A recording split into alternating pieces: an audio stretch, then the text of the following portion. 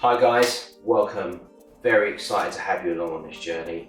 Over the next days, we are going to be teaching you some great mindset, tactical and physical skills that can prepare you for all kinds of threats. We're kicking off today with 3 micro bites. The first micro bite is probably the most important rule in self-defense, and it's about creating space. The second micro bite we're going to look at is the first principle of power. You're going to be learning 3 principles of power, and over time you're going to learn to incorporate them into your techniques. And regardless of your size, you'll be able to generate the most power and speed, which is crucial when defending yourself against a violent attacker. And thirdly, today we're going to explore the brain chemicals and understand how they can help or even hinder our ability to defend ourselves. Okay? So let's get started. But first of all, you're probably asking, is the kitchen a good place for a self-defense lesson? Well, actually it is, because I want to show you today why we're very different to traditional self-defense courses. The most traditional ways of doing self-defense training is to learn to defend yourself over a short period of time and then expect years later to recall those techniques under the duress of fear. Today I want to show you a much better model. It involves practicing these new skills you're going to be learning as a matter of habit. So while the kettle boils, the toaster, the microwave, whatever time you might have, you can just quickly drill a few of these skills.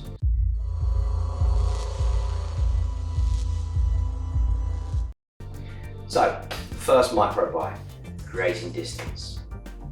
Now I hate to throw images of violence at you straight away. This is the only way for us to understand modern day attacks. We can't learn this from Hollywood movies. We have to understand how it really goes down on the street. And as you can see from this footage, there are a couple of things we can learn in regards to how to defend yourself against untrained, violent people. Hopefully the first thing you've noticed is how people square up to each other. This is a huge no-no. Because as soon as you let someone into your space, you're reducing the chances of defending yourself. It's pretty obvious, isn't it? Stand up close, as you can see, headbutts, sucker punches. So we need to always establish some space where possible.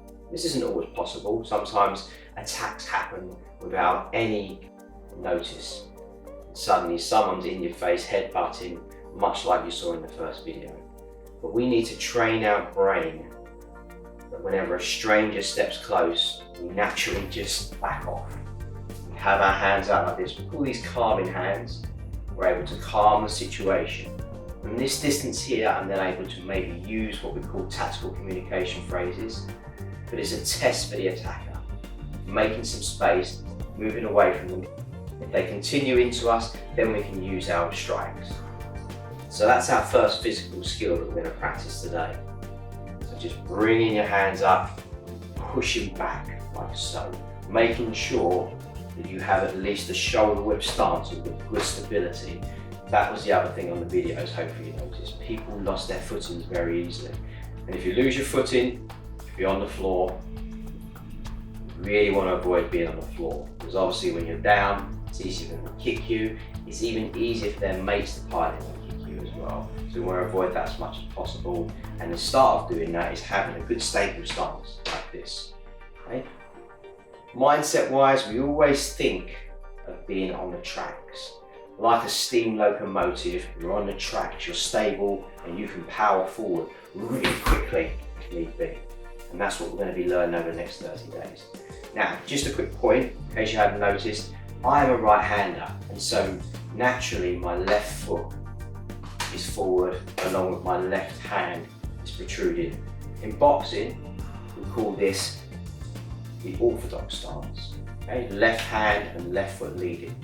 And generally, most people that are right-handed tend to follow this stance. So, if you happen to be left-handed, which is about 10% of the population, you're probably going to step back with your left leg and have your right foot forward and your right hand leading. In boxing, they call this southpaw. If you are a left-hander and you feel more comfortable with right foot leading, fear not, we've actually reshot the course. So all the drills are done on the other side for your benefit. We want to make sure that everybody can learn these skills and make them an instinctive life skill to keep them safe. So we put significant time into making sure that both left-handed people and right-handed people can have the same level of instruction and make this whole mission as easy and simple as possible. because techniques that are simple work better in the cerebellum, which is the part of the brain that controls our motor skills. So let me demonstrate.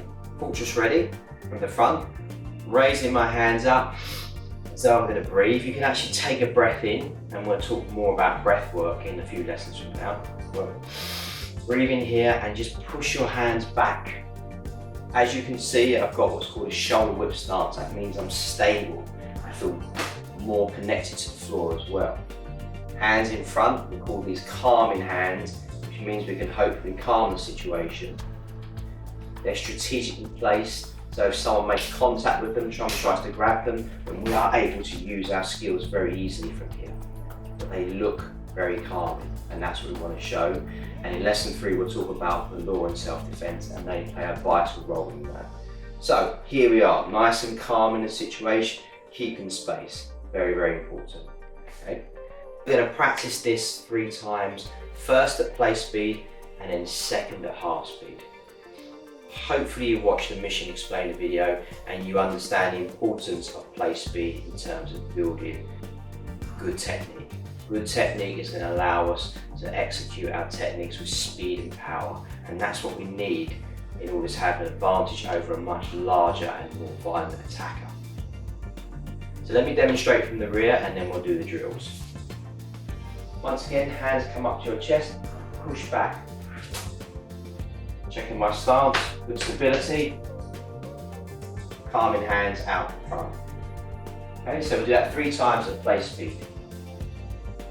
1.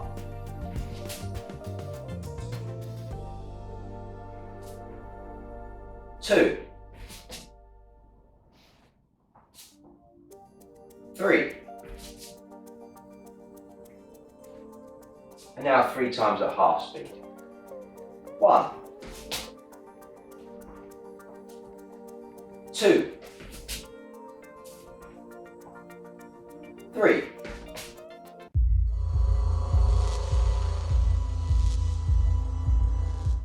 Okay, off to a good start. Now don't worry if you don't feel confident with that stance yet. For the next 4 days we're going to be drilling that stance a lot. And so by the time you get to lesson 5, which is the review unit, you'll feel very, very confident in that stance and you'll be able to drive back with lots of power. Let's move on to the second microbite today, which is introducing you to the first principle of power and also striking. Now we have selected the elbow strike. I just want to explain why we've chosen the elbow over the fist as our first strike. If you consider what the fist is, the surface area of it is quite small compared to the surface area of your arm. So it's much easier to land this elbow than it is, say, for a fist. Which explains why when you watch unskilled fighters, what they're looking to do is to grab hold of that person to steady them. Because then they're steady, they can stand a better chance of hitting them in the face. But with elbows, it's much easier to land. The second reason we're using elbows over fists is that the hand itself has 27 bones, some of them very delicate.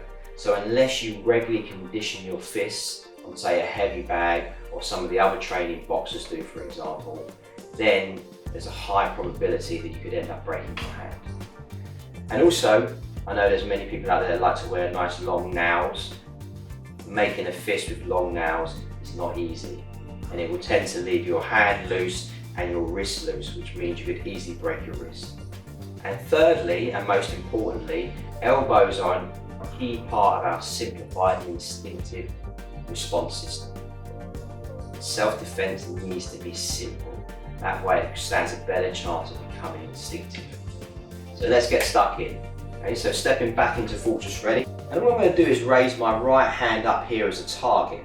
And then from here, my front hand is just going to turn and drive into that target. Okay, now hopefully you can hear that. That sounds quite hard, doesn't it? That's going to hurt someone. But here's the thing. But we don't want to hurt our attacker. When we hurt ourselves, our body's natural reaction sometimes is to cause adrenaline through our body.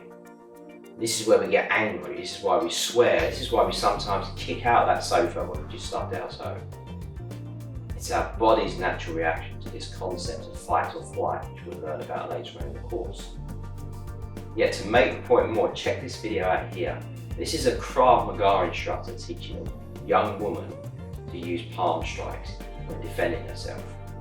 There's nothing wrong with using palm strikes, but do you really think this is going to hurt a drunk or drugged up sexual predator? No, it's just going to make them angrier. They're going to come back harder on that. So in Bushido bite size, don't deal in fallacy. We know that to deal with that kind of violence, we have to not hurt someone, we have to put them down on the floor. And that's where the 3 principles of power come. And the first principle today, it's very simple, it's about hip rotation. Okay, so watch what happens now. My front foot, the ball of my foot is going to turn, which is going to turn my hip, which is going to drive the elbow. Okay, so as I turn, see the elbow coming across again, but the power is coming from the hip, straight across the attacker's jaw. Okay? So now you're getting this movement here, you're getting this real drive in, okay? Because my energy is whipping round across the attacker's jaw. Okay? That's the first principle. Power is called hip rotation, driving through. So I'm going to demonstrate again from the rear, and then we're going to do this 3 times at play speed and then 3 times at half speed. Okay, to demonstrate again, breathe in, push back, turn the ball of the foot, which turns the hip and drive the elbow across, and then back to fortress ready. Let's practice now 3 times at play speed. 1,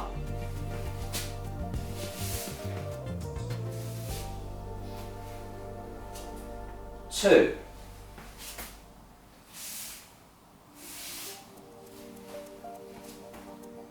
3,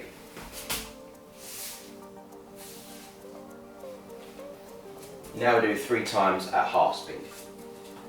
1,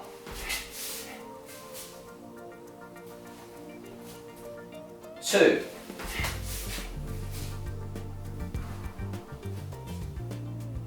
3.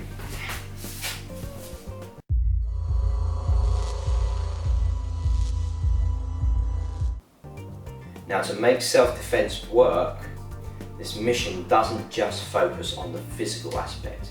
It also includes tactical training and probably most importantly, mindset training, because we need the right mindset to overcome what may be the worst situation in your life.